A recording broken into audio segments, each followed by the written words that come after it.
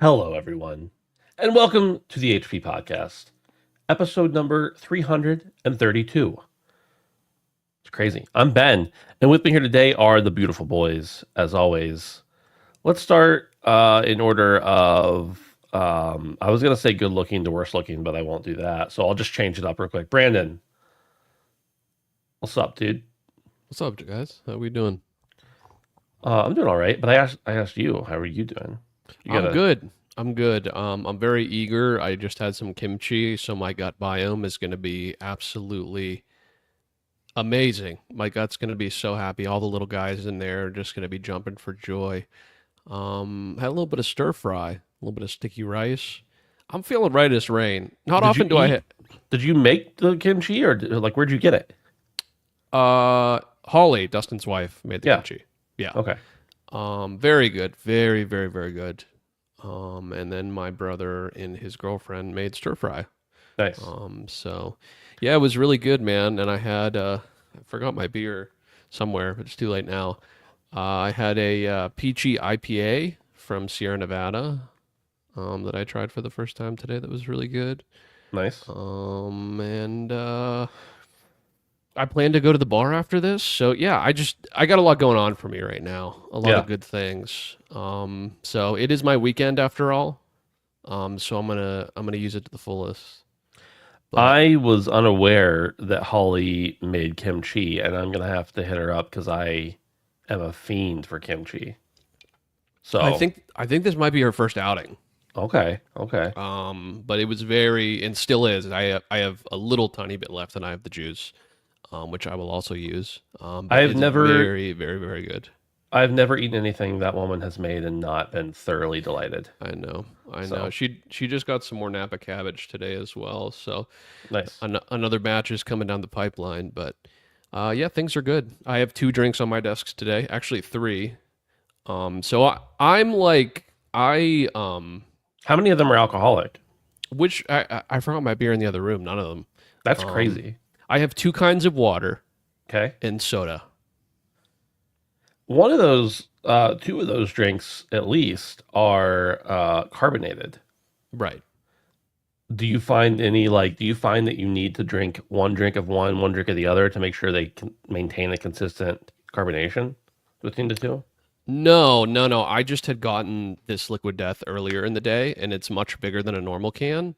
And Hmm. then I sat down to dinner and opened myself another can of something, but I also had a beer open before that. Hmm. And I just have my giant thing of water.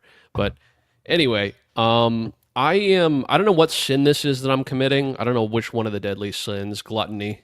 I think it is. Um, but I'm living it. I'm living it, Nice. baby. I'm living it. Okay. I have nothing to worry about. I am a ginger. My soul is going nowhere. Um, Well, I mean, it doesn't exist, right? exactly, That's the exactly. theory. Yeah, exactly. That's the shtick of it. So I can Yeah. sin as much as I want, Okay. um, and I I hope that stick works by out for that. you. Yeah. David, Hello, David. How Hey, are you? good. What's on your hat, dude? Serious? I can't tell from here. is that an eager beaver? Hey, first of all, I wore this in Boston pretty much the whole time we were together. But that's the Niagara Ice Dogs logo. It's Oh, their okay.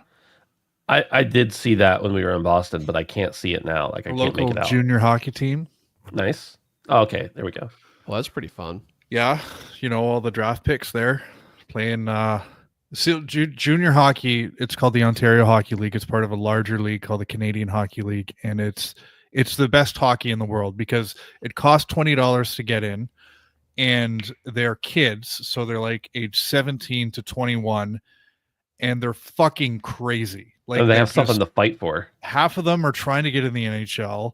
A right? couple of them are already in the NHL or like they've already signed contracts. And then some of them are just trying to get like jobs after they age out. So they're just like, they're insane. And Yep. it's just some of the best sports that you can see. So yeah, I support Niagara Ice Dogs as Woot much woot. as I can. So I've been to a few of those types of games, not in Niagara, but in the U.S., mostly in Cincinnati, actually.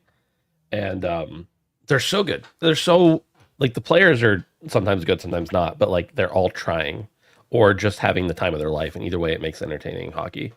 this league it's called the Ontario Hockey League, but it actually has a couple American teams. Okay. Erie Otters. Connor McDavid, you Yeah. name. He played for the Erie Otters. Plymouth has a team, Okay. the Plymouth Whalers. Saginaw, they have a team. Hmm. So yeah, it's bled over into the no. So Toronto Marlies, Radek. Come on, man. Oh man. So Radek's from Toronto. He should really know this. The Toronto Marlies, they're a farm team of the Toronto Maple Leafs. So when the Maple Leafs have injured players and they need to call up like pros, they will call up from their farm team. So the OHL is juniors. They're young players who are filtering in. So not Yeah. the same. When do the Toronto Moose Knuckles play? So there are actually several teams with there's moose heads, there's just the moose. So you need to be more specific about which. What about team the you're knuckle? referring to. There's no moose knuckles, but Oh, I've seen plenty. there was a team called the Growlers, the St. John Growlers, and I think they're in the league that Radek is referring to. And that's funny because in the 70s, a woman who had foregone grooming in certain areas, apparently that was known as a growler.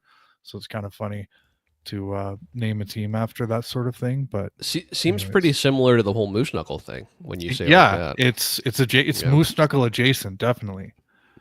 I would love to be moose knuckle adjacent, or even across the room.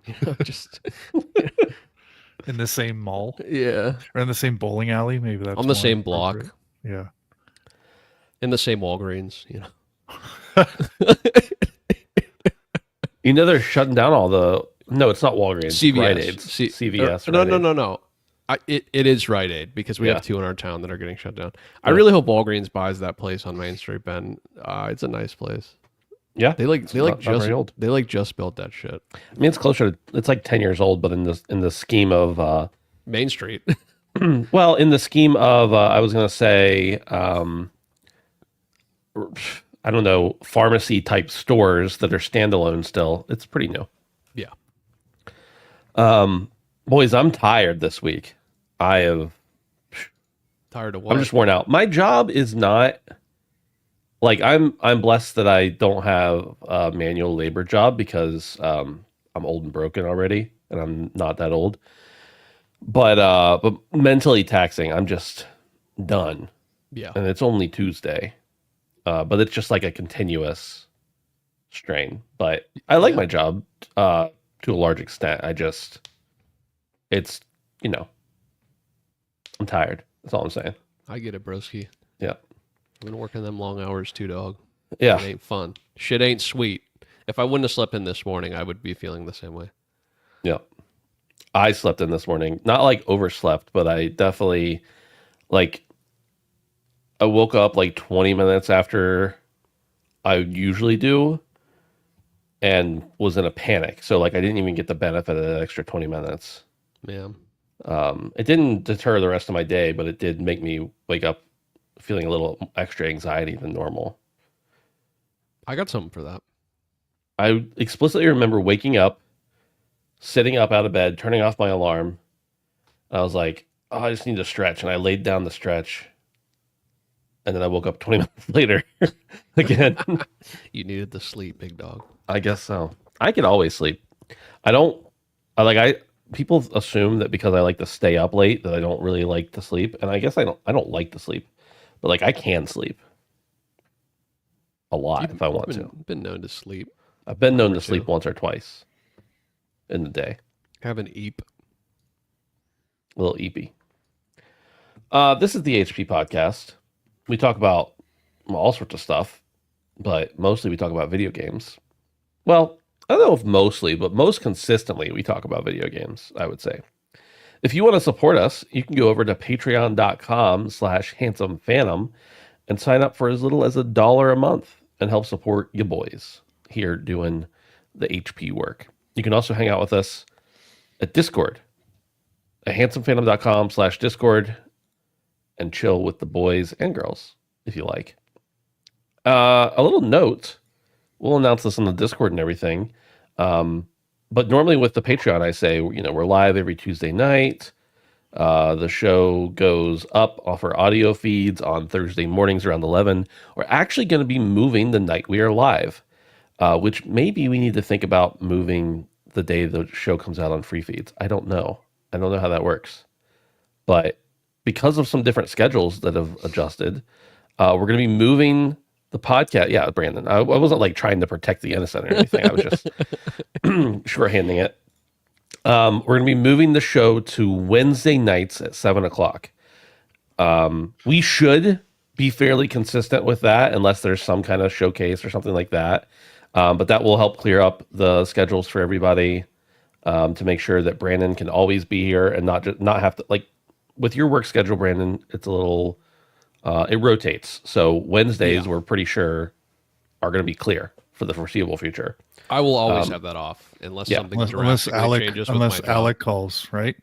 Bro, listen. All right, listen. How is Alec, by the way? Listen, he's good, and his girlfriend's very good as well. Yeah. Unless Alec it calls, should be yes, noted correct. that last week Brandon missed the show, and it was not due to his work schedule. He chose not to be here after he suggested we move the show to Wednesday. But going forward, Brandon will be here on Wednesdays, so we're moving the show. We moved heaven and earth to get there. We didn't take any digs at you last week, by the way, when you weren't here. That's okay. So I'm honestly insulted. But now that this is officially being moved, and I know that it's officially being moved, this will be the plan every Wednesday, no matter what. So that was like before we had made the official switch, and the plans were already predated. You know what I mean? I can't just bail on my boy. I can't, man. No, But I just can your bail two on you boys. too. Yeah, I can bail on you too. Anyway, Radic asked, will it be recorded via Switch 2 game chat? Yes. Yes, but also no. Nothing else about the show will change except for we will be live on Wednesdays, recording the show Wednesdays. And I'm assuming to still, you guys let me know out there if it's important to you to still get the show a day early for patrons, like a day earlier than it goes live on Patreon or regular feeds. Let me know. We haven't actually nailed that down, but yeah, Radic, if you up your pledge to our Patreon to $500 a month, we will absolutely do it on Switch 2 Game Chat. yeah, that's fair. And I'd say within that's 3 months, we will all be doing it. I I um I think that most people who support us do so because they want to support us, not because they're getting the show potentially a day early. Especially now that we have the live stream when we're recording it. So I don't know if that's important to people, but let me know so we can adjust appropriately. We appreciate it. Yeah, we absolutely appreciate Yeah, it. thank you. Thank you. Let's talk about some video game stuff. Summer Games Fest was this past week, and there was a lot of stuff talked about. We are not going to go over it all because we don't have that much time, and most of you have already heard it 14 times by this point, or you watched it live or whatever. But let's go through and just pull out some things that we were very interested in, boys. Oh wait, we got to get to this. Hulk Hogan says, "Well, let me tell you something, brother. Handsome Phantomania has been to the top of the highest mountains due to the power of the Phantomaniacs, Jack." Thank you for the $5 super chat, Hulk Hogan. Appreciate it. Derek says, podcast recorded during a Mario Kart knockout. If you get knocked out of the race, you're knocked off the pod. Yep, Honestly, the problem with doing that is it would incentivize me to lose faster some weeks, and other weeks I would be like competing for the toughest. I'm just saying, you don't want to give anybody an easy out. I'm pretty good at Mario Kart. Dave would be off immediately because he has no intentions on getting a Switch 2 anytime soon. And Brandon, I'd be the only one standing, and we can't have that either. I'm okay at Mario Kart. Yeah, but you don't have a Switch, so Switch 2. Womp womp. Benji says, if your Phantomania lasts and more than an hour and a half, please consult a doctor. Yes, we do advise that.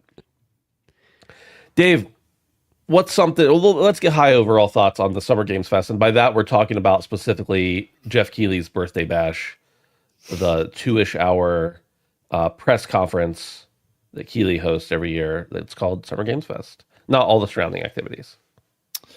Yeah, I'm not gonna lie. This year kind of had me missing the traditional E3 format. I felt like, the glory days of having Microsoft, Sony, and then EA and Ubisoft. I think Bethesda had their own show a couple times. That was pretty cool, but this one just kind of seemed to, nothing really jumped out the way that I kind of expect it to. And we have these directs and these showcase peppered throughout the years now, or throughout the year, and like the narrative going into it, especially from our audience, is like, just go in with low expectations and you'll be fine.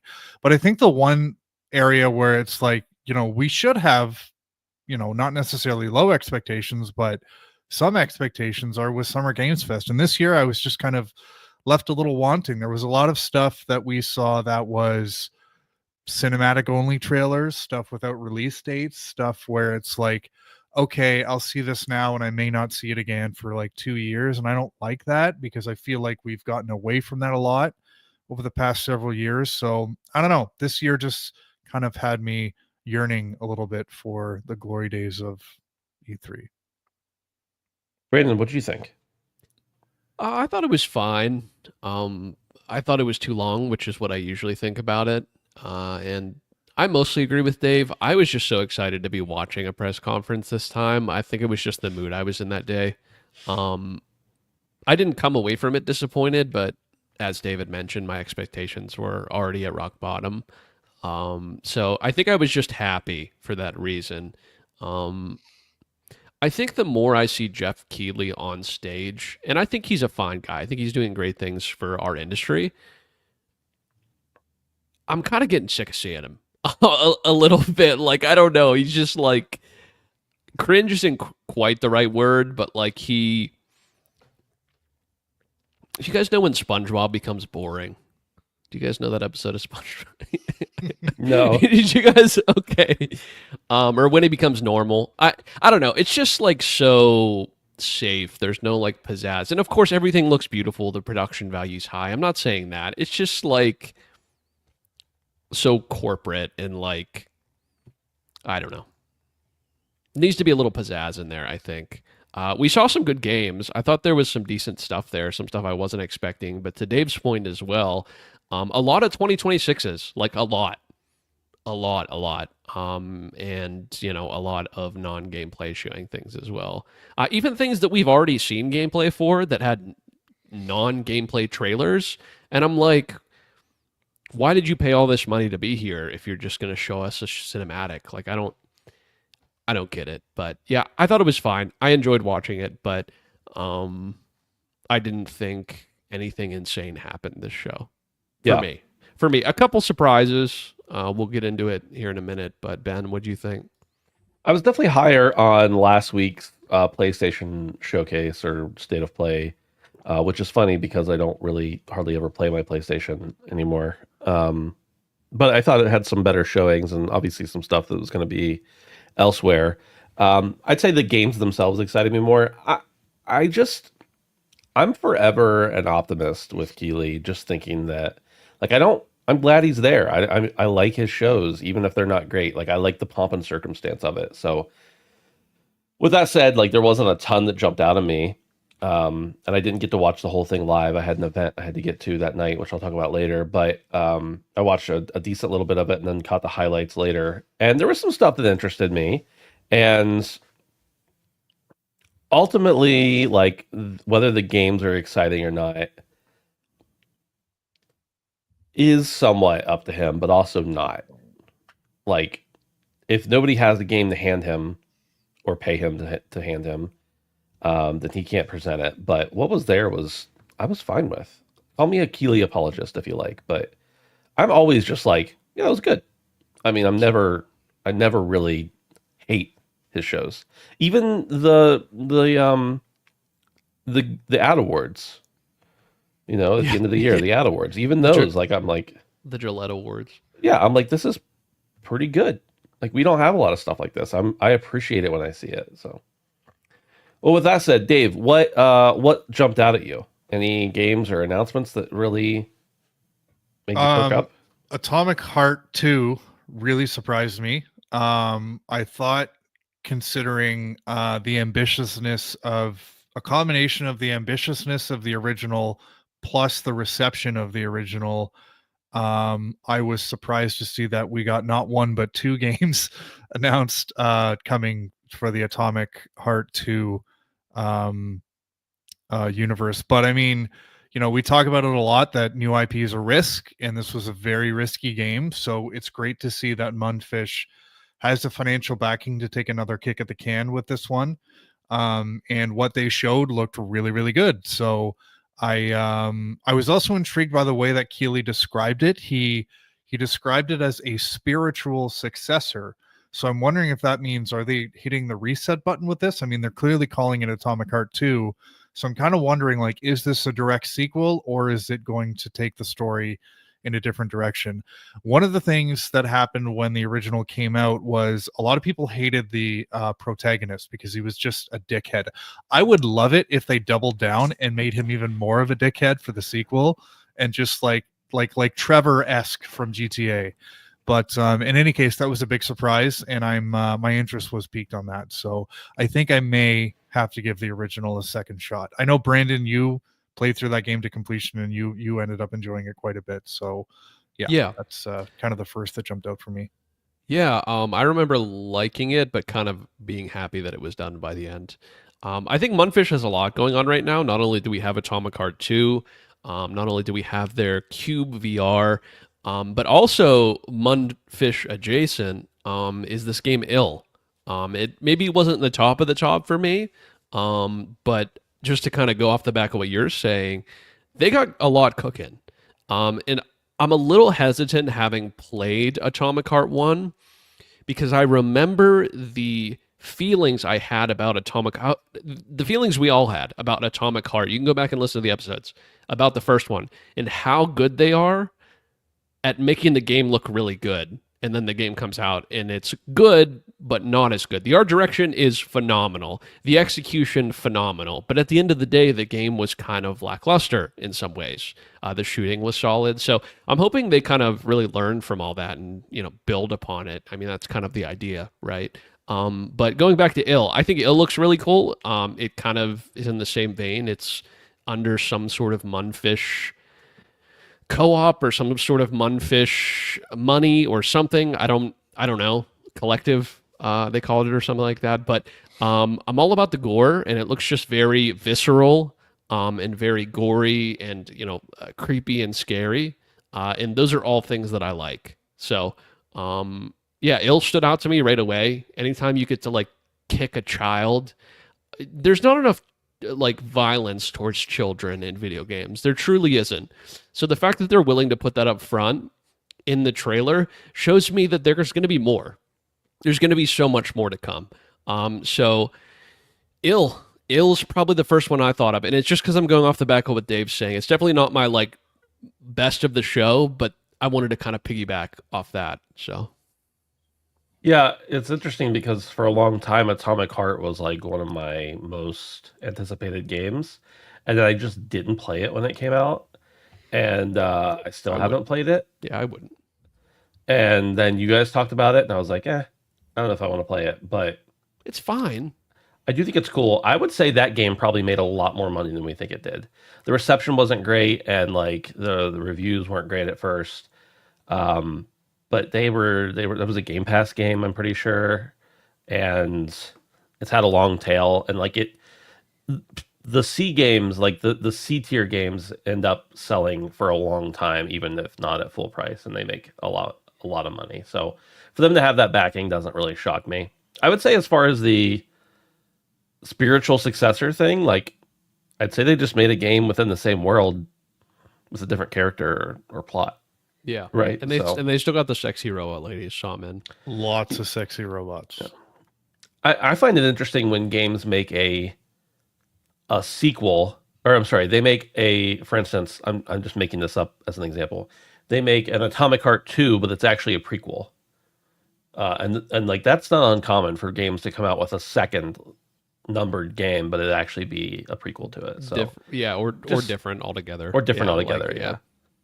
Like the BioShock games, for instance. Right. Yeah. Are we going to get harassed by the vending machine again? Edward Walton asks. That was an Atomic Heart. The vending machine was just like a dickhead to you. It was actually really great. It was one of the funny parts of the game. It's just kind of boring. Like you get bogged down so much through it. So yeah. Brandon, what about you? What's something you saw that you liked? Something I have a little bit of hope for, and I'm going to kind of pair these together because they both fall under the umbrella of Souls-likes. Mortal Shell 2. I knew as soon as we started getting into it. I did play a little of Mortal Shell 1, and it was relatively well received. I think it played too clunky for me, and that's a lot of the problem with Souls-like games that aren't from Liza P and the Neos being kind of the standout of the bunch. But Mortal Shell 2, I'm looking forward to all these sequels for the games that I didn't like very much. Much like Atomic Heart 2, I'm looking forward to what they've learned from their first experience and hoping it will more align to what I'm interested in. Once again, it wasn't an art style problem. It necessarily wasn't a game loop problem with Mortal Shell 1. It just played how I didn't like. It was like Lords of the Fallen 1. Like it just didn't play right. And in addition to that, I mentioned Neo 3. I honestly thought they were not going to make any more of these games because I don't know how well the second one sold, but I feel like it just kind of like flew. It was like here and gone really fast. I thought it was great, and enthusiasts of the genre think it's a really great game. I thought it was a little bogged down with some of its mechanics. I think that if you really put a ton of time into that game, it can be super enriching just to kind of understand all the dynamics there.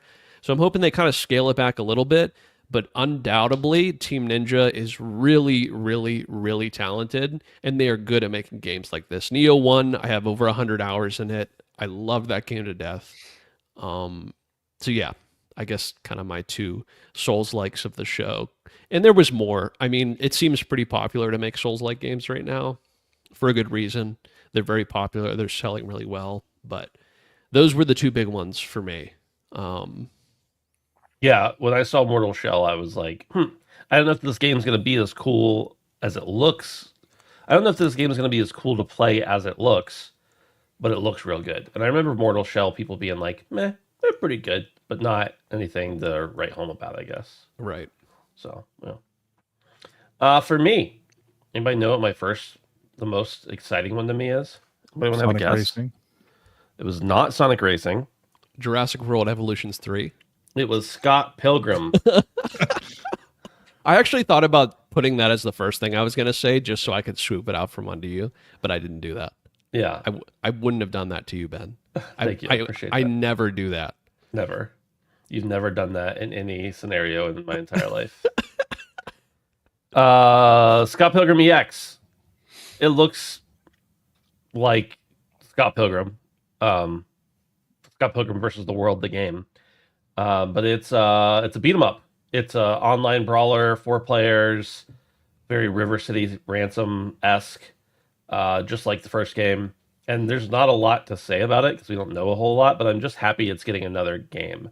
That was the hope whenever they re-released the last one and got it stranded off of the 360, was that eventually they'd make another one. And here they are. So I don't really have a lot to say. I did see that Brian O'Malley is going to be doing an entirely new original story, but the story, I mean, I love Scott Pilgrim as a story, but the appeal of the first game was never about the story for me, so Right. that's okay. It should be a lot of fun. Dave, back to you. Chronicles Medieval. Mm.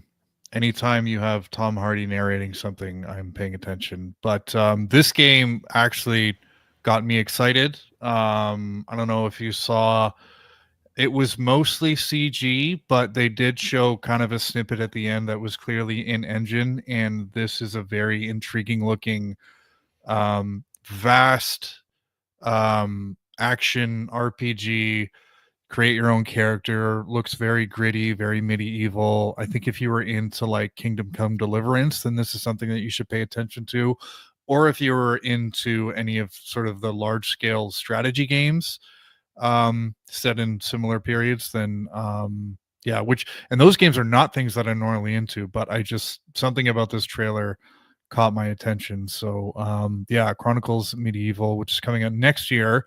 Apparently doesn't have a publisher, so technically an indie, but that's one that I'll definitely keep my eye on. So yeah. Brandon, back to you. I also want to shout out the Sonic guy taking a dig at Mario Kart. Yeah, what was up with that? It was funny is what it was. But It was funny, but it's like it's Mario. Of course it's not crossplay. I don't know. yeah, it's better. Yeah. Brandon, back to you. RE9, Okay. let's go, baby. I don't even need to be sold on it, and there's not even much to say. I mean, the setting is cool. More of a normal city RE2, RE3 vibes, which is good. Yeah, I'm happy. Dude, I'm so happy. I've been waiting for this ever since Village. I've wanted to play more. I didn't play the DLC, so I guess I haven't wanted to play it that bad. But I usually don't play DLCs for games. I usually play the base game, and that's it. So, yeah, it looks great. Brandon, fortunately, like you'll have just gotten off the back of playing all the other RE games, so you'll be ready for this one. I know, that's crazy, bro. I'm so close to finishing. Yeah. So was the girl from the trailer, was that Ethan's daughter? Like, was that Rose? Do we get confirmation of that, or? I was thinking that. I'm not like canonically familiar enough with the naming of them to know. I'm more of a a gameplay guy, so when names get thrown in there, I just get bogged down and rely on other people to know that You sort can of just thing. say I don't know who you're talking about. So the main character from Village and 7 was Ethan, and he had a daughter who played a Mhm. pretty big role in the DLC for Village. And I Right. think she kind of looks like that girl. A little bit. Yeah. Anyways. Cool. Next up for me, the Game of Thrones strategy game that they announced. What was it called? War for Westeros. Game of Thrones has had like a few games, and most of them have been mobile, and none of them have really piqued my attention enough to check out. This one I think will. I've seen some screenshots that they posted. It looks very like top down, or what's the word I'm looking for? Like sideways down, RTS almost. I don't know if it is an RTS, but it's the feeling it gives, and they haven't revealed a whole lot about it. I just know that I like Game of Thrones, and a game that looks like it's a game I would play in that universe is pretty cool. They posted some screenshots that looked neat, but of course we don't know a whole lot about it. It's not launch until next year. They didn't even give a time frame. But I like Game of Thrones and I like strategy games, so that's enough for me to be excited about it. Do we want to do more? Or do we want to move on? Do we want to do like dishonorable mentions? Sure. If you have Before one. we do that, I just wanted to build on the RE9 thing. So the reason why I had highlighted this is just because they had mentioned that something about taking the franchise in a new direction. So after Resident Evil 6, we got into like the Biohazard Village style. So I'm very curious. And if they say a bold new direction, that to me doesn't mean they're going back to what, RE4 and the remakes have been. Sure. So I'm really curious to see like what direction they're going to take this in. And like, I think one of the criticisms of Village was it was almost too actiony. So is RE9 going to be super scary? I think it's coming next year, so I think we'll have a deep dive fairly soon. But yeah, that's one thing that intrigued me about it. Nice. Last call. Did you have something dishonorable specifically you wanted to call out, Brandon? No. I just wanted to slander Sonic. Go for I'm it. always Fine. about no. That was it. I just anytime Okay. Sonic is able to be slandered. Also, this is not dishonorable. PI for hire. We've seen a lot about this game. Yeah. It does look awesome. It does. But we've seen so much about it leading up to this that it's just like I'm gonna blow over it. But still looks great. Radic asked, go ahead.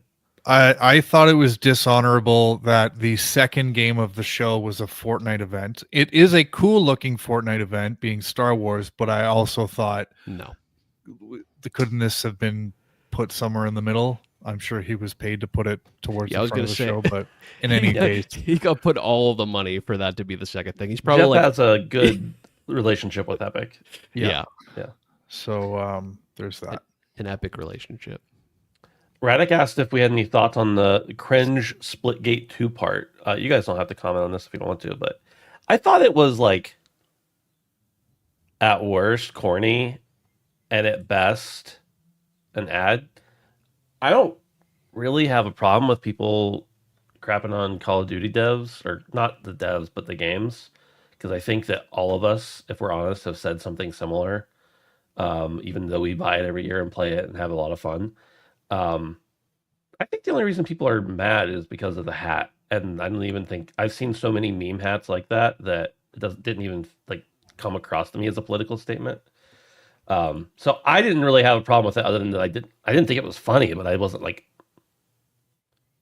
I didn't understand the ire it got either, because there's just so much crapping on the biggest games in the world. It didn't bother me. I don't know. That's my perspective on it, but. Imagine Dragons playing in the trailer was the thing that made it actually so corny. Cringy. Yes. It's so cringy. Yeah. Sorry, Did you guys? one Go more ahead. thing before we move on, because Jericho just mentioned it. Acts of Blood. Please go wishlist this game right now. Oh. It's a really cool like Sifu / Sleeping Dog style beat 'em up being made by one guy in Indonesia. His name is Fajrul. Go on Steam and wishlist it, even if you don't want it, because this guy deserved it. Which made me wonder how we got in the show. We talked about how the Game Awards, like that story came out about how much you have to pay for a trailer in the Game Awards. Makes me think that Jeff is handpicking some of these things a little bit more. Well, yeah, in the story about the Game Awards, they said that he lets some in without fee, and also, like just picks some that he thinks look cool. I don't know if he does it or his team does, but that's a good highlight. But I really think, and I mean, maybe I'm being a little bit naive here. I know how this industry works, and I'm still probably being naive about it. But like, I would think that like they have to handpick some stuff that they really want to show, and they get a good opportunity. Like you have Resident Evil willing to put their game in your show. You're not charging them. That's a bit, maybe they literally did, but like that's a big announcement to have at your show that draws eyes to your show, that then makes it worthwhile for other people to pay to be in your show. Right. So in my opinion, he doesn't. I don't think he charges for everything. But yeah, that one's interesting that it's just a one-person studio. Did you guys get debated by the Call of Duty trailer? No. I really did not think it was Call of Duty at the beginning. And then was very disappointed when it was. That's a good segue into the Microsoft showcase. Yeah, was that at Summer Games Fest? That was Microsoft. Okay, that was Microsoft. Shit. Yeah. My bad. I'm getting them mixed up. There were so many shows. Well, speaking of, Brandon, why don't you kick us off and talk about the Xbox showcase? Yeah, it was okay. There were some surprises. I think we're going to more specifically get into one of the bigger things that was kind of a big surprise for me, the handheld. I really wasn't expecting an Xbox branded handheld. High on Life 2, I'd say, was probably my biggest thing for the whole show. I'm probably not going to get the hardware. That was the biggest surprise. But as far as games go, I really, really, really liked the first High on Life. I just thought it was kind of short. I thought they did amazing things, that games aren't doing. I don't find a lot of games very funny, but I found myself laughing at High on Life. So when a game can do that, it kind of stands out to me. So I'm really eager to see how they continue that. And if there's going to be any sort of difference. I can't remember how close the Justin Roiland thing was to the release of this game. Pretty close. But like right after. Was it? Okay. Yeah. But he was exonerated, wasn't he? Yeah, but still, yeah, I'm sure there was a lot of potential changes within the company that made it, depending on how things shook up. But yeah, I'm looking forward to this. I will be there day one. So, Dave, what about you? So Outer Worlds got a lot of play in the show, both at the beginning of the show and it had its own show after the show. And I've gone blind on this, so I'm not going to talk about that, but I am excited for Outer Worlds. The first game that I really want to play, this feels like a perfect Game Pass game for me, is Keeper.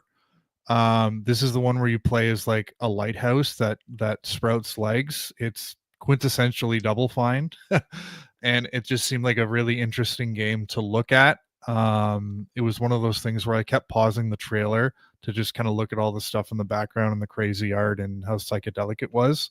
So, yeah, I think we got some decently cool stuff in the Microsoft show, but it's also always nice to see something original. And this is one that definitely jumped out to me. So Keeper is what I'm going to have my eye on. Nice. Brandon, back to the High on Life thing. I also really enjoyed High on Life, but I just remembered that I was on track to get 100% of the achievements, which I kind of don't even care about, but when I'm close, I try for it. And I think they patched it later, but I played it early enough that there's a missable achievement at the end of the game, and you literally can't restart back at that level once you finish that level. So Jesus, I just gave up on that and just finished the game and moved on from there. Yeah. For me, I mean, it's Super Meat Boy 3D. I've been a Super Meat Boy fan since before the first one came out, and all along the way, even through the games, the Super Meat Boy branded games that I didn't really enjoy, I was still a fan because, I am. But this one looks genuinely good. 3D game with Super Meat Boy's characteristic brutal gameplay. I'm in for it. I don't know who's actually making it. I know that Tommy kind of handed over the reins after the whole Team Meat thing, but I think the brand still owns it. But either way, I'm just excited. I think Super Meat Boy is such an interesting concept, and I have really good memories of the first game from like the 2011, 2010 time period that it makes me want to keep supporting the franchise, I guess. So back to you, Brandon. Anything else? Oh yeah, Clockwork Revolution. Okay. This isn't really the first time we're seeing this game. I believe we saw it another time as well. I can't remember where. At least once or twice. Once was last year at this showcase. But this was a very in-depth trailer. In fact, when it was going by the end, or like most of the way through, I was like, I can't believe this spot is so long for this game. Yeah, it was like 5 minutes or so. Yeah, a lot of interesting facial hair in that trailer, that's for sure. Yeah, honestly, and maybe that's part of it. But yeah, I thought this game was cool. Anything that has any sort of time mechanic, I think, is really fun. I know Ben feels the same way. I think the whole steampunk aesthetic is cool, and we haven't got a lot of stuff like that recently, like big games. Not that we've never gotten anything, but I love the feels. It gives me a lot of like BioShock Infinite vibes. I don't know if it's just the aesthetic period, but you get to customize your own character. There's a lot of weapon customization, the whole time thing. Yeah, I'm interested to see how this plays out. And prior to this spot, I was like passingly interested. I'm like, yeah, that looks cool. Honestly, I thought it looked kind of corny the first time I saw it. But after seeing more about it and more in-depth looks at like how it plays and the art style more played out throughout the world, I'm there, man. I'm there. I'd be interested to see the reviews first, but it's a first-person shooter as well. So like by default, I'm interested at least passingly. So, Dave, what about you? The other one I wanted to mention was Aphelion. So Don't Nod games haven't really appealed to me in the past, but this doesn't really look a lot like what I think of when I think of Don't Nod, which is Phil. But what this game did remind me of is Deliver Us the Moon and the movie Gravity. So kind of Deliver Us the Moon with a little bit more action. So yeah, this is one that I probably going to come out like at a cheap price or obviously on Game Pass. So it's one of those that's probably going to be an easier pickup. But yeah, Aphelion was one that jumped out to me as well. For me, the next thing was actually DLC, and I'm with Brandon. We've talked about this before. I don't really play a lot of DLC, but I really, really, really enjoyed Indiana Jones and the Great Circle, and so the Order of Giants DLC was of interest to me for sure. I'm definitely going to play it and check it out. I assume that's not going to be included with Game Pass. That's going to be an extra buy. So they'll get me to sign up for a month plus buy the DLC, I'm sure, which is fine. I'm happy to play great games that I really enjoy and whatever. The interesting thing about this is that it's coming to Xbox, PS5, and PC on the same day, whereas the actual release, like the full release, was staggered.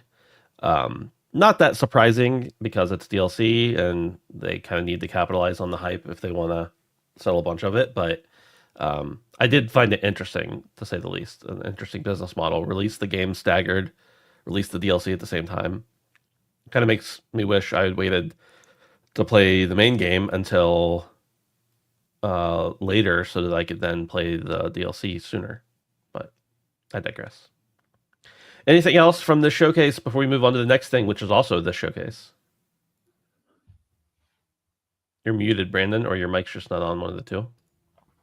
Yeah, I was muted. I was coughing. I thought No Ghost of the Grand looked pretty cool. I figured you'd be interested in that, Ben. It gave me like home renovation sim / power wash sim with like a story / mystery. Yeah. So I thought that looked pretty cool. I remember that now, but I don't see it on this list. Oh, here it is. Okay, yeah. Yeah, it does look cool. Yeah, it's like a home renovation. You're like spraying stuff and moving stuff around. So I would love a more sim style game to have a little bit of story intrigue to it. I feel like that's kind of a component, something like Power Wash Simulator, and that's not typically why you go there, but like Right. to add something to that would be really cool. So I think my problem with it was it looked like some puzzles involved. And even though I mean, I don't dislike puzzle games, that's not why I go to games like Power Washing Sim, like you mentioned. So Right. for me, it actually deters from the style of game rather than adds to it. It doesn't mean I won't like it or it won't be good, but it doesn't give me like immediate must play this kind of vibes, unfortunately. What else? Quickly, just want to shout out Grounded 2 because it's coming out in about a month. And I didn't spend much time with the first one, but the little time that I did, I enjoyed it, and I regret not spending more time with Grounded. So having a sequel might be a nice fresh start for me. But yeah, it was cool to see a sequel to a relatively well-known game coming so soon. Wasn't expecting that, but happy to see it. Didn't we play that for a little while, Dave? And we both just died repeatedly? Yeah, we were doing something wrong, but we found it really Apparently. difficult. Yeah. It is interesting because that game was in early access for so long, and then it came out, and then it feels like this is a very quick release. The other thing that's similar but not the same, Planet of Lana too. It wasn't in early access or anything, but that feels like it just came out and they just announced a sequel. I mean, I know that time moves faster now than it used to, of course, because of my age, but um, it just feels fast, which isn't a bad thing. It's just something I noticed. You guys gonna play Fallout 76 Gone Fission? In for that? Let's move on to the next thing. The ROG Xbox Ally reveal. Dave, would you mind to take this one for me? Sure. Give me 2 seconds here, Chief. This comes from Engadget, and this was part of the showcase. But the ROG Xbox Ally handheld gaming devices are real and will be released during the 2025 holiday season. We've been hearing rumors for what feels like an eternity about Microsoft working with Asus's Republic of Gamer division on a gaming handheld device, and we got confirmation during the Xbox Game Showcase at Summer Games Fest. There are two variants of the handheld: the ROG Xbox Ally and the ROG Xbox Ally X. Microsoft has not revealed pricing for the devices yet. It stands to reason that they'll be in the same ballpark as the currently available ROG Ally systems, which cost up to $800 for the ROG Ally X or $1,100 in Canada. Details on how much the systems cost, pre-orders, accessories, and more are coming soon, the company said. The exact release date is not yet known, but the Xbox Ally and the Xbox Ally X are coming this holiday season. The handhelds will initially be available in most of the world and the US. So I'll stop there. I just want to see if there's anything more interesting. Yeah, so I don't know. This was part of the game showcase. The device has been rumored for a really long time. We started to see the Microsoft marketing strategy around everything as an Xbox, and finally got it. Brandon, is this what you were expecting out of the Microsoft handheld, or is this a bit of a surprise to you? it is a surprise that they're partnering with somebody. I think that's the biggest surprise of all to me, the fact that they're not going to try and do something on their own. I feel like they saved a lot of costs not developing something themselves in partnering with somebody. But in turn, they make less money having to give a cut of that profit to Asus. But yeah, I've seen people get their hands on this, like reviewers at the show, and are pretty surprised. I think one of the biggest surprises, aside from it being a product that's not made directly by them necessarily, is that it is not locked down. That you are able to play on other storefronts. That's the biggest thing for me, other than it itself, is that you are going to be able to play Steam on it. I was seeing people talk about it. They've kind of streamlined it a little bit so you can do Windows stuff on it, but they've taken a lot of the unnecessary processes out from like a normal computer to kind of make it a more seamless altogether experience. So they really put a lot of thought into this, I think, between Asus and Microsoft. And I don't know. To me, it almost is giving Steam Deck a run for its money at this point, to be honest with you. And something like this, I mean, you can have Steam and Xbox stuff and God, you know what I mean? So like this is a big competition for Steam Deck, I think, and it's going to make me think twice. At some point I was considering getting a Steam Deck, but something like this, to have something that is curated like this and I can have everything more seamlessly on a machine, makes you think, man. The price is going to be the sticking point, really. That's going to be a big part of it, but I'd be really interested to hear what you think about it specifically, Ben, having a Steam Deck, because I feel like that would be the most interesting perspective. Yeah, the Steam Deck is great. I've said for a long time, whenever Xbox says this is an Xbox, that's an Xbox, everything's an Xbox, I'm like, well, the Steam Deck isn't an Xbox. The Steam Deck is nice because you can get in there and tinker with it and play stuff from any storefront. Including Game Pass, except it just needs to be cloud. You can't natively download stuff unless you put Windows on it, and that's a whole thing. The appeal of the Xbox Ally having the ability to do all of it is pretty cool. I don't really know, like Asus hardware in the past has not been the most reliable thing or the cheapest thing when they've come out with handhelds. But I think it's cool. I think it's definitely something that I'm interested in seeing more about, but I don't think it's a device for me. Not because I wouldn't like it, but because I already have a Switch and a Steam Deck, and I'm not looking for another $1,000 handheld if we're being real. That's the most prohibitive thing about this is it's just going to be super expensive, most likely. But Dave, isn't this kind of what the ROG Ally already is? What is different about this from the ROG Ally? Software, I guess. And it's funny, you and I were just Brandon, you weren't there because you were with Alec, but we were talking about this last week about how some early tests between Windows powered portable PCs and Steam OS powered portable PCs were pretty dreadful because of all the bloatware that came with the Windows devices. So this, I think, shows that Microsoft has been listening, because they've given us a device that runs on Windows OS, but it's what they're calling like a full screen Xbox thing. So none of the other stuff is there. So, it'll be interesting to see how it performs based on the stuff that we talked about last week. But yeah, it was a little underwhelming for me, because this is a device that's pretty much on the market. The only difference is there's a different storefront that comes preloaded on the device and an Xbox button and some grips.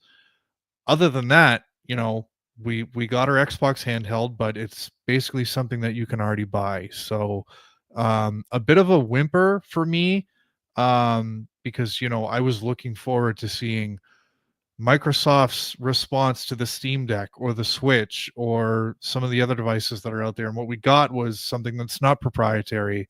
And I understand the strategy. This is a very risk-averse strategy. It also kind of aligns with Microsoft's marketing strategy, which is everything's an Xbox, so it doesn't have to be something that Microsoft sold you. But it's just a little, I don't know. It shows a lack of confidence from Microsoft in this market, which doesn't make me all that confident in spending upwards of $1,000 on the device. So I don't know. I see why they went this direction, but I'm not super excited about making this sort of investment. That's not to say I don't think it'll succeed. This market has proved to be fruitful, and it's starting to get more competitive, but it's just not really what I was hoping for personally. I wonder if they're going to make the next Steam Deck, maybe they could do it with the current one, but I don't know. But the next Steam Deck be able to run Game Pass games natively, because it's clear that Microsoft wants their games everywhere they can possibly be, because they know that's where they're going to make the most money. And Steam is making plenty of money, but you have to think their hardware would sell better and therefore make them more money on Steam if they allowed other storefronts to be on there natively as well. But I don't know. I'm not a rocket scientist. I could be wrong. Moving on. Forza Horizon 6 has been confirmed for 2026. This comes from Traxion.gg. It says, well, it's not coming this year as many as expected, and it wasn't even unveiled during Xbox's 2025 showcase. There was one snippet confirming some Forza Horizon 6 information. Developed by Playground, which has split into two teams, one for Forza Horizon, the other for the upcoming Fable reboot. Also due in 2026.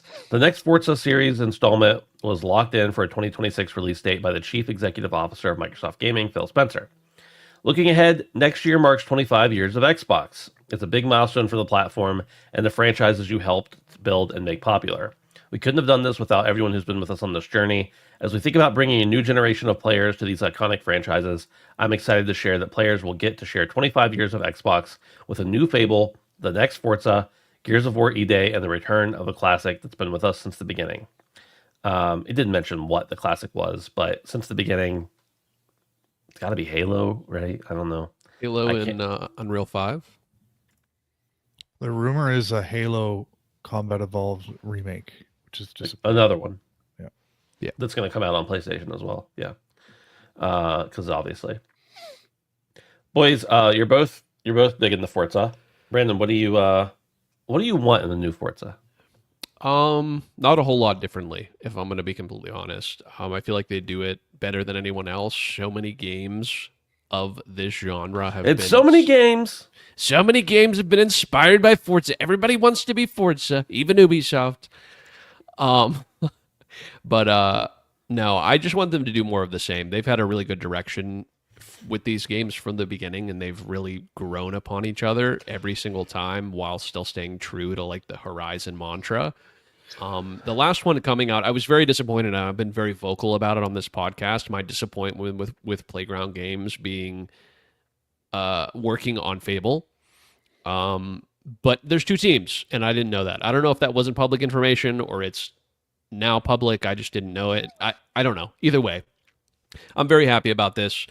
I don't got much I want different. I'm going to be honest with you. I just want more of the same.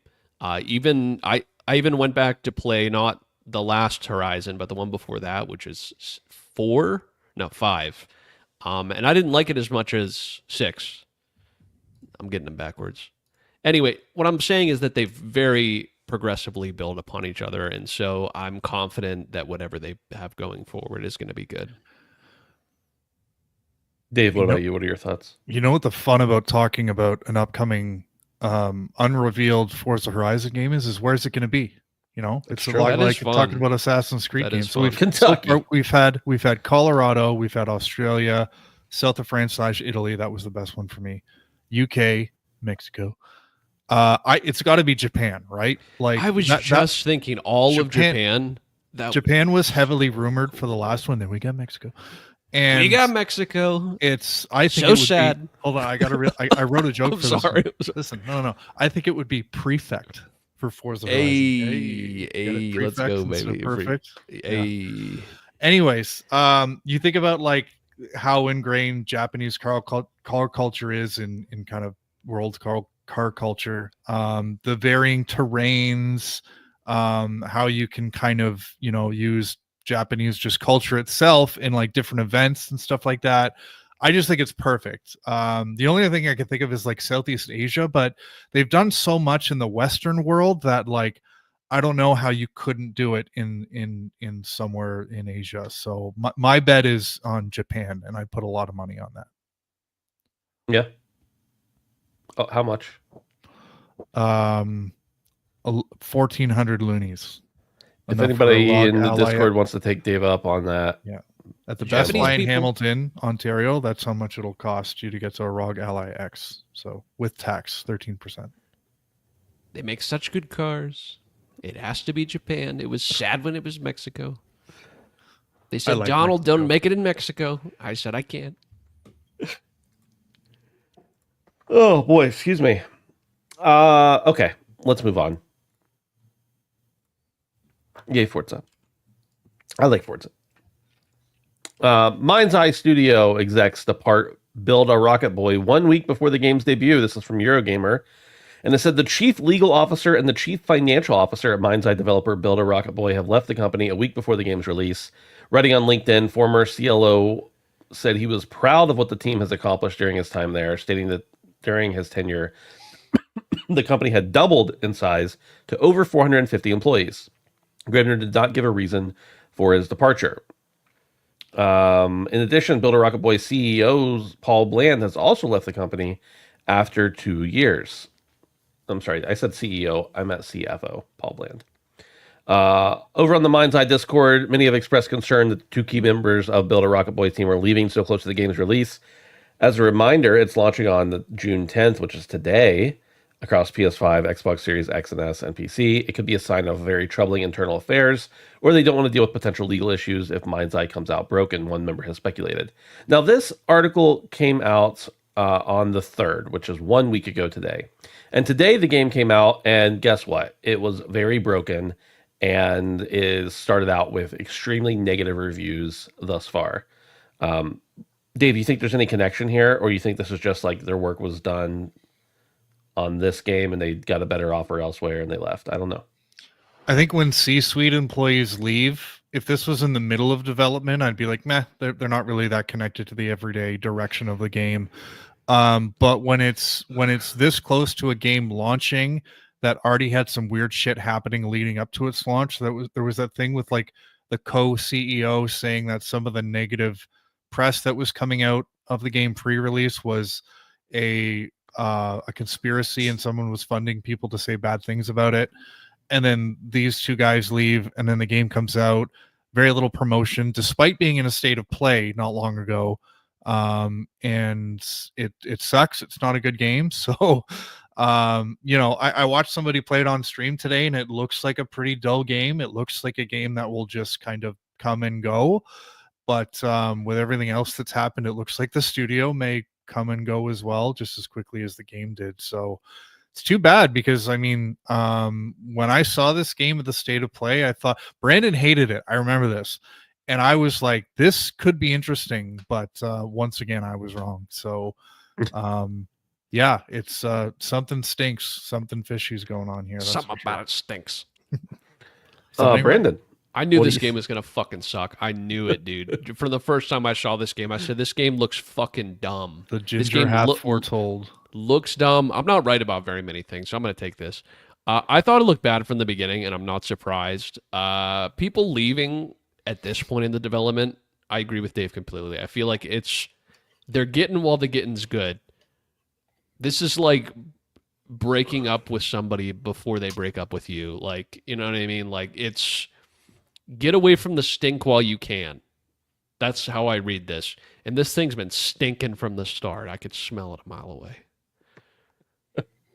I really don't remember what my thoughts were whenever we first saw it, but I forgot about it. And I remember seeing it, but I forgot about it entirely until very recently. And then today, I was just scrolling down through Steam's front page like I do most days and saw it, and I was like, uh-oh.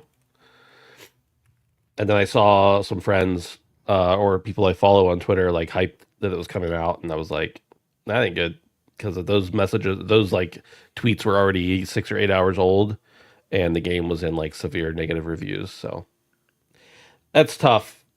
I'm gonna hope for the sake of everybody at that studio that these guys left for other reasons, but it seems like they probably left because they knew the game was gonna be a bomb. So, and not a bomb like in the good way, a bomb in the bad way. Man, I know there's scenarios where you just got to get a game out and then you'll work on it as it goes. And I know there's scenarios like where that makes sense for a game. But as broken as this game looks, it's hard for me to understand the mindset. Like, are they saying with 450 employees on the only game that we know of that they were working on, that they were like, there's nothing more we can do to fix this game? Didn't they damage the entire future of the studio by putting out a game that they had to have known was broken? Like, I don't know. Really questionable decision. And I guess we don't know the behind the scenes, but I can't imagine it's good. And that's all the news we got, boys. That's all she wrote. Let's talk about what we've been playing. Dave, you said yours was going to be very short and to the point. So Yeah, hit me with it. I've been playing more Metroid Prime 2. Not much more new to say there. I've also been playing something that I can't really talk about right now, so you can briskly move past me to something more interesting. I will move you past you like a smelly person on a bus. Brandon, So I've played more Elden Ring Night Rain. I only have 2 bosses left. I've not played probably in about a work week. I don't know, 4 or 5 days. Um, Not a whole lot to say here. I think all the bosses are wonderful, and the gameplay continues to be top notch. So, the more interesting thing that I wait, have, wait. I want to get a perspective. Have you mostly been playing Night Rain with randoms? yeah, all the times that I've been able to play, no one's been on. So I've Yeah. been almost exclusively playing with, I've just opted not to play if there's not someone on that I can play with yeah. because but what's that experience been like? Have you had Um, decent companions or Yeah, I feel like it's a really mixed bag, which is kind of a nothing answer. But I've been really surprised at some of my runs, to be honest with you. Like a couple of them, I was very close to going the whole way through the night and winning with only 2 people. Like we'll get someone that leaves within the first 5 minutes because somebody dies. And then there was one run where me and this guy went to the bottom of the volcano, which is where you can get a legendary armament of your choice. And we ended up getting cannons. We both had cannons, and somehow this weird fucked up build we both got because we were balls to the wall. I mean, there was 2 of us, so we did the high risk, high reward, and it actually rewarded us pretty well. We were very close to beating it by ourselves. Well, with 2 people instead of 3. So, yeah, but it's very mixed bag, truthfully. I feel like once you get into the later bosses, I feel like the pool of people I was getting was better, but I was also playing pretty close um to launch when I was doing that, closer than now. Um you're not locked behind any specific boss, but I feel like for the most part that I've seen people try and go in order because that's usually what makes sense. There is some stuff that I don't like about the game. One thing specifically is how they have done the character quests, um, and how one person at a time can be doing them in your party. And so the matchmaking is very fucked. Having had to play with random people, I'm pretty much at the mercy of trying to find people that A, are in my region, have a decent ping, and are not also trying to do a quest. And everyone's trying to do a quest. So I would just sit there for 15, 20 minutes and not get anybody and, you know, tuck my tail and take my quest off and I would matchmake instantly. So that's very annoying. I hope they fix that. It'd be as simple as letting multiple people run quest at once. It might fuck up the way shit spawns in the map, but they at least need to figure out something with the matchmaking to help it kind of speed itself along because waiting for that long, I don't have any problem waiting, but it's a lot. So yeah, I'd encourage you to try it. It's there has been some bullshit runs, Ben, but in lieu of not playing it at all, I, you know, figured it was better than nothing. So, but that and I've not really expressed interest in this game much aside from thinking that it looks really cool. I went out on a whim and was downloading games on my new MacBook Air that were very small in size because I was confident that those games could run on my device that was not really made for gaming. It's mostly made for other things, very light work stuff. And I downloaded Dredge and I started playing it. And in the past week, I beat it. It's really, really, really just out of nowhere. I knew this was a great game. Everybody has talked very highly of it. It's reviewed very well. But yeah, it fit this perfect little cozy, kind of scary at times, but mostly just like relaxing feels. The story is kind of there and doesn't matter, but the gameplay loop is really fun. Um, it was on my Steam family, and so I didn't have to buy it. But today I actually bought it. I had beaten the game and then I bought it. But I bought the deluxe edition. So I bought it today. I beat the ice DLC. I can't remember what it's called. And there's an oil rig DLC that I'm assuming I'm probably about halfway done with. They weren't very expensive and they're not very long. I beat the one DLC in like less than one sitting, but yeah, would recommend highly. And I want to find more games in this vein. I think I'm going to go back to Dave the Diver after this. But Yep. yeah, it's great. It's kind of out of nowhere. It's seriously awesome. Like, I wanted to support this dev. Yeah. Yeah, Dave really enjoyed it, and I played it for probably 4 hours or so, and I enjoyed it. I don't remember why I quit playing it, but I didn't quit playing it because I didn't like it. I think the game's really solid, and I love these little. I love small games like this, indies that just do something unique and do it really well. And like it's a pretty simple game, Oh, yeah, but it's done so well that it feels like a much bigger game to me. absolutely.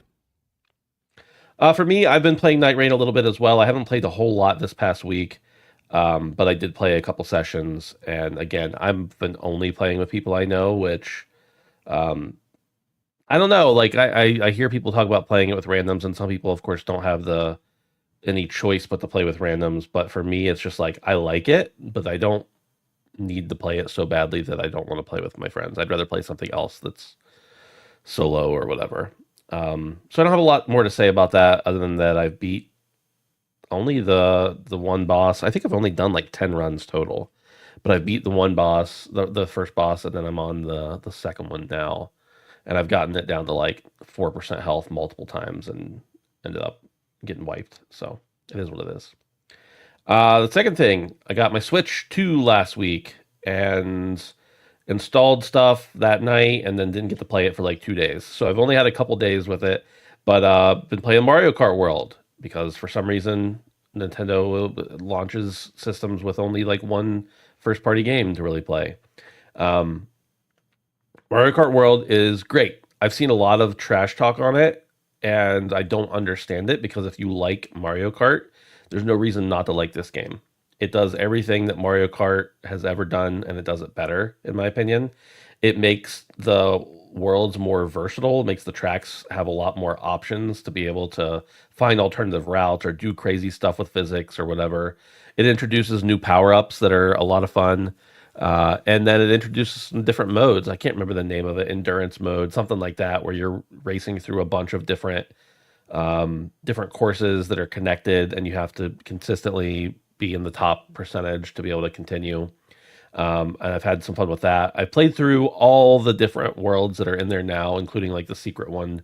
I haven't gotten first place on all of them, but I have played all of them and completed them, and it's great. The one thing, knockout tour, Benji says, thank you, I appreciate it. He brings up the point too. He says the shells seem insanely overtuned at the moment. I've never been triple shelled, red shelled so often in one race in my life, and that's the thing I want to bring up. And I was thinking this, and then I saw a post, and I don't know if it's confirmed or not, but I'm willing to buy in on the Nintendo conspiracy for Mario Kart World that the AI is actually tuned to adjust to your play style, adjust to how good you are. If it knows that you are a player of slightly higher skill, it will actually ramp up the abilities of the AI. And so, for instance, the example this article used is they did 4 races in Knockout Tour. 2 of them they used the slide mechanic, and 2 of them they did not. And then the 2 where they used the slide mechanic, they were constantly hit with red and blue shells and all sorts of other power ups that negatively affect you. And in the 2 where they didn't use the sliding mechanic, they did not encounter almost any. And it could be coincidence and it could be situational, but they were able to place better in the rounds where they were playing worse than they were in the rounds where they were playing better. So something to think about. I've never loved the thing about Mario Kart where it's like if you're in first place, you're only going to get coins. You're never going to get anything cool other than a coin or, something that doesn't really attack you very much.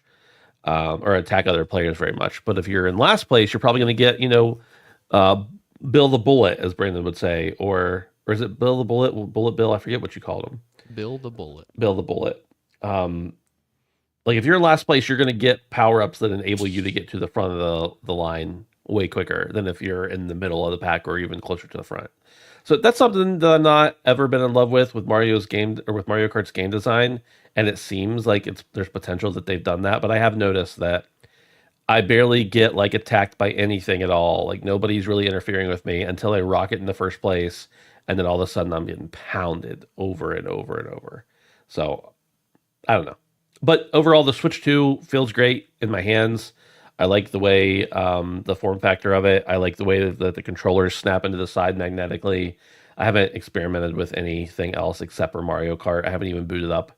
Actually, that's not true. I booted up Vampire Survivors last night for like 10 minutes before I went. No, actually, it was half an hour because I did a full run before bed just to play it. But like that ran fine on the original Switch, so whatever. But I will be playing Zelda Echoes at some point. But I like the Nintendo Switch. Once again, I probably didn't need it right away, but I wanted it and I bought it. And I'm a shill. So get over it. Speaking of shill, one more thing that's not directly gaming, but it is gaming adjacent. I have not played Magic the Gathering, really, you could say at all, but in any form for about 20 years. I played some games with a friend who had cards like 20 years ago, literally in high school. And haven't really thought about it since. But when they revealed that the Final Fantasy universe was coming to Magic the Gathering, I was like, I'm in. And so I've been watching over the last few months as they've revealed cards and getting ready for pre-orders and everything. And my buddy who runs the comic shop here in town called me the morning or the night before pre-release and was like, "Hey, if you come in, because technically cards aren't supposed to go on sale like in full at retail until this weekend, but they got them in last weekend." So he called me and was like, "If you come in tomorrow morning, I can get you basically whatever you want." So I spent more than a few $100 that I should have. I say should have like it was a irresponsible decision. It was a responsible decision. I just don't know if it was, it's not the decision a lot of people would have made. And bought a bunch of Magic cards for Final Fantasy. So I've opened most of them. I still have some that I've not opened yet, and my kids don't understand because they're used to the Pokemon hype where you're just opening it just to see what that last card is. The rest of them don't even matter. Where with me and Magic as a whole, but with me, I'm like, I want to look at every card and see all of it. Like I wanted them for the art and for the characters and for the worlds that I love in Final Fantasy. So it's been a lot of fun. I have pulled some pretty cool cards that are both neat looking and also worth some money, which is nice. I don't really, unless I pull like a double of something that's really expensive, I'm not planning on selling any of them. I just want them for myself. But it's been fun. It's been fun getting back into a trading card game and getting to open them. And the thing I left, I was at home finishing up work and watching the Summer Games Fest last Friday, but I ended up leaving early because I was going to the pre-release event at my local game shop, and actually did like a blind box opening where you open 6 packs and build a deck out of it and got some experience. I got pounded. I got absolutely trounced because I was playing with guys who know what they're doing, and I literally haven't thought about Magic in, like I said, over 20 years. So, but it was a lot of fun. Met some cool people. A lot of times it's interesting because when you go, my wife and kids used to go and play Yu-Gi-Oh like every other week. And you'd go and there'd be like some nice guys there, but they were all like typical video game or typical comic book store guys. And I don't mean anything negative by that. I'm just saying, what I mean.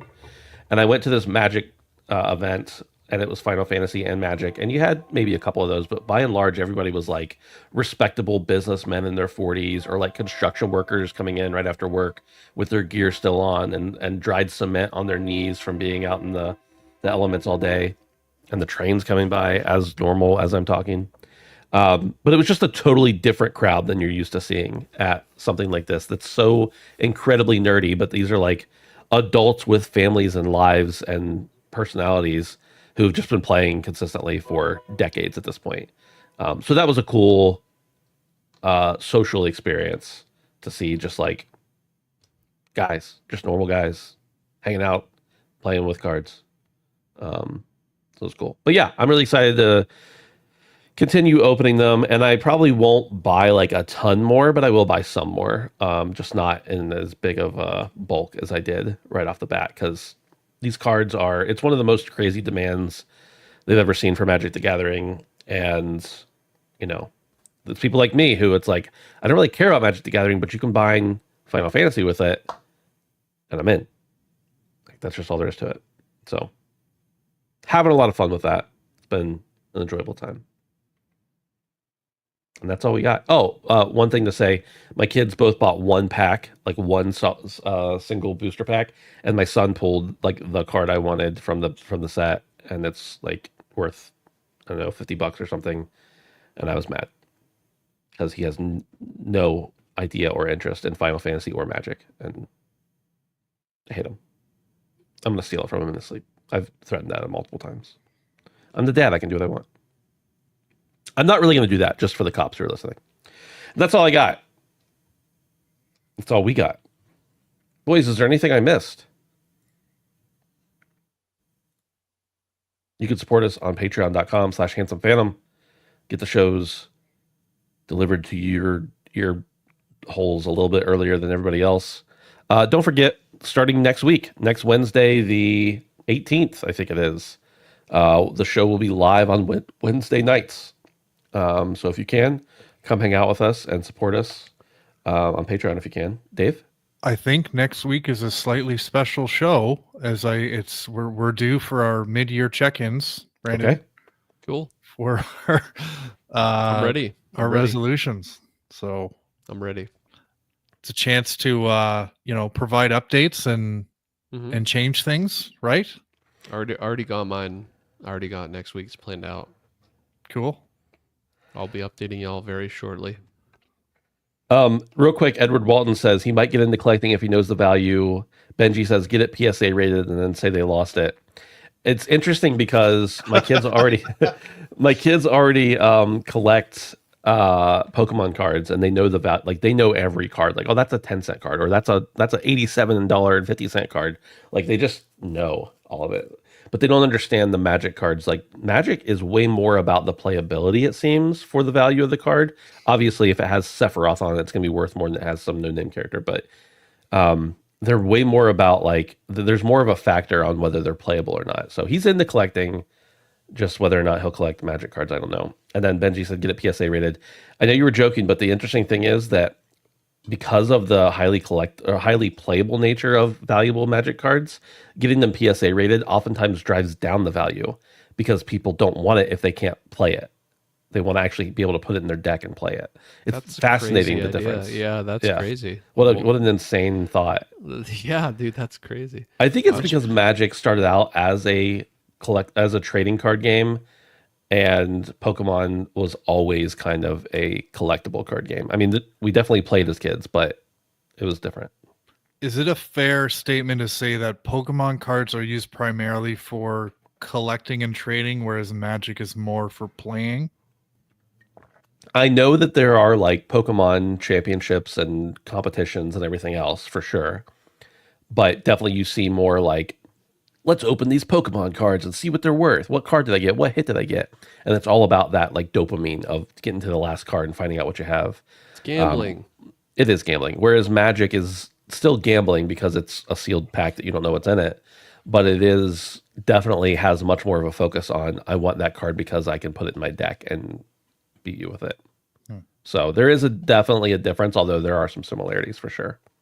And I think when it comes to packs like this, Final Fantasy or like when Lord of the Rings or whatever came out, there is some like draw to, I got to get the card with my favorite character on it, but it's not as much as with Pokemon.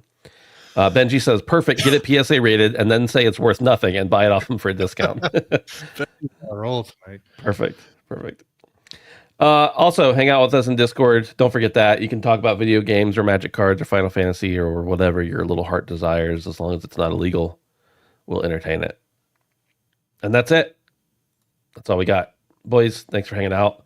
We will no longer see you on Tuesday nights. We'll see you next Wednesday. Thank you, everybody, for hanging out, and goodbye.